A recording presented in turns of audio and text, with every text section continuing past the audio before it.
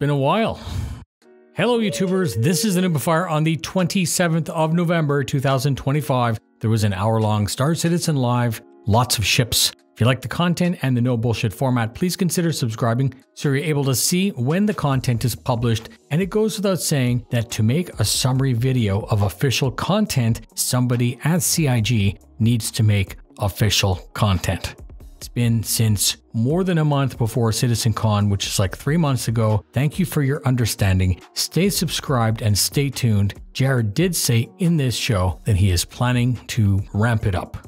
Let's go. Here's what you need to know. Jared with the usual intro, John Crew, vehicle team lead, Ben, visual vehicle designer, and Mark, content for vehicle designer. Jared joked about how long it's been since he's released a show and how he's aware that there are an army of content creators who are literally starving for information. John said that there have been 27 ships released this year, and to release a ship is a team effort, and he thanked the team. Ben said that this throughput has been a challenge, but the ships are the core of Star Citizen, so being this busy has its rewards. They're not releasing concepts anymore. The newer ships are released as ready to fly. The backlog is real though. The BMM is pushing over 12 years, for example.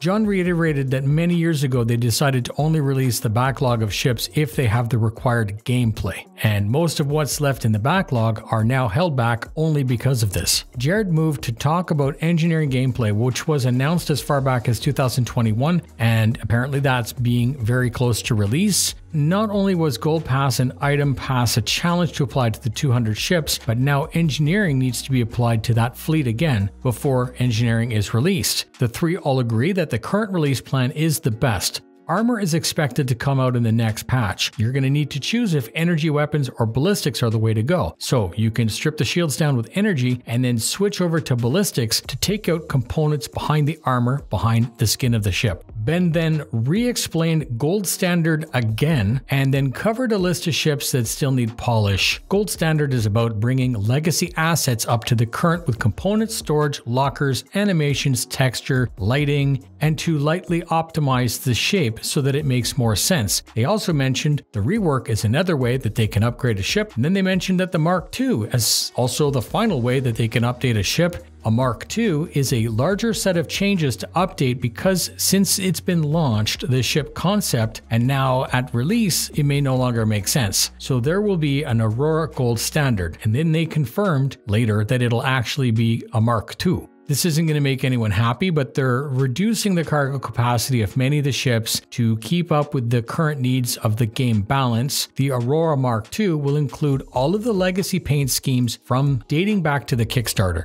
There are no current plans to add gravled plates to the exterior of the Perseus so that you can walk around it. Perseus pilots have torpedo control and Polaris pilots do not. But in 4.5, torpedo control for the Polaris will be moved at least to a bridge console, and that's being done on purpose to maintain balance. So the Polaris pilot will not get the ability to fire torpedoes.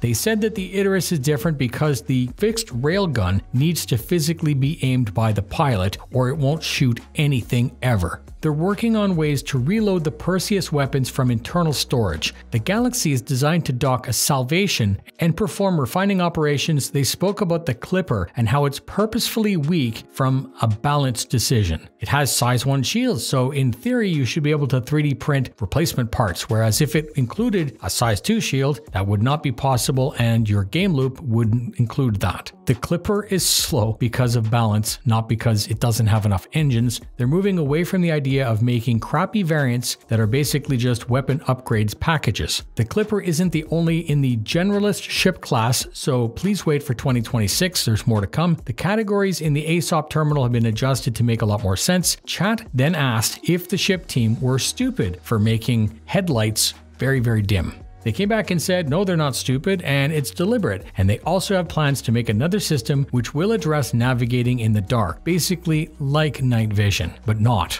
other ships that were supposed to have a crafting room will eventually have crafting added, and the Carrack was mentioned, the Aquila was not, unless someone in the universe sends John an actual mention from anywhere that was officially published from the company. Naming ships has been supported since over 4 years ago. However, they're purposefully waiting to add it because in general it still reacts poorly and scales poorly. They also want to add little spotlights on the ship where the name is so that you can read it. Apparently the battlecruiser will be the next and the last concept ship that will probably be releasing at the next IAE. They have no plans to stop releasing ships. The rear door of the Apollo will eventually become a docking collar as it's intended to be and not just a door. And Jared said that 2025 was the year of the missions and next year would be the year of tech. And then he said that he was also going to be working to push more regular content with more effort on features, but he said that we should not expect it to go back to like content from 2015 or even 2 years ago where there was like 2 shows a week. They're still planning to add many types of ammo. They acknowledged that turrets still need a lot of work. They said Raylan Ironclad Command Module will all be coming out in 2026. And then Jared suggested that they list